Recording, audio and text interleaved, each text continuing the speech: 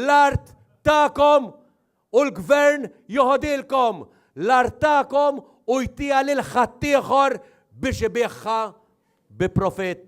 U l-Partit Nazzjonalista kien ċar, il-Partit Nazzjonalista kien b'saħħtu lill-gvern għallu le, lill-gvern għallu int ma tagħtix art tan-nies lill-privat b'xejn, int ma jistax ikun ma tibnix post wieħed biss għal dawk li għandhom bżonn il-housing u minflok trid tagħti 30,000 metru kwadru lil min irid jagħmel spekulazzjoni bl-art tagħna.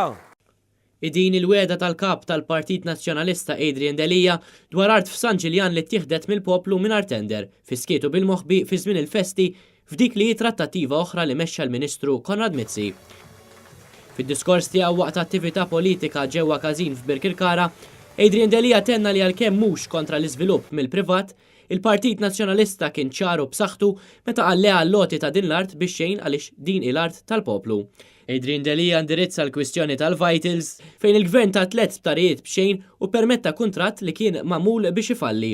Din l-istess kumpanija mbagħad biħħet ix-shares tagħha lil Technoline. Hawnhekk Adrian Delija li fetaħ kawża fil-qorti biex l-isptarijiet tal-poplu jerġgħu lura għand il-poplu, fakkar li dan kien kuntratt ta' 2,000 miljun euro. U dak iż-żmien jiena kont mill-ewwel xi nrajt dan il-kuntratt qatt illi dan il-kuntratt huwa magħmul biex ifalli. Dan huwa qar mill-korruzzjoni. Dik kienet għar.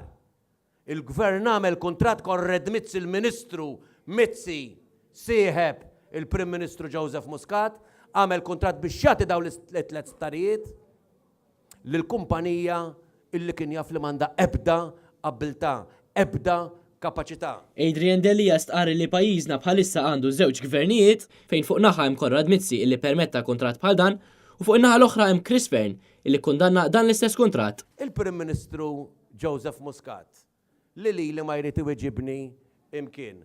Ħansaqsih mistoqsija sempliċi. Fuq di Prim Ministru ma meħazzhom mal-Ministru Konrad Mizzi jew mal-Viċi Prim Ministru Chris Fern.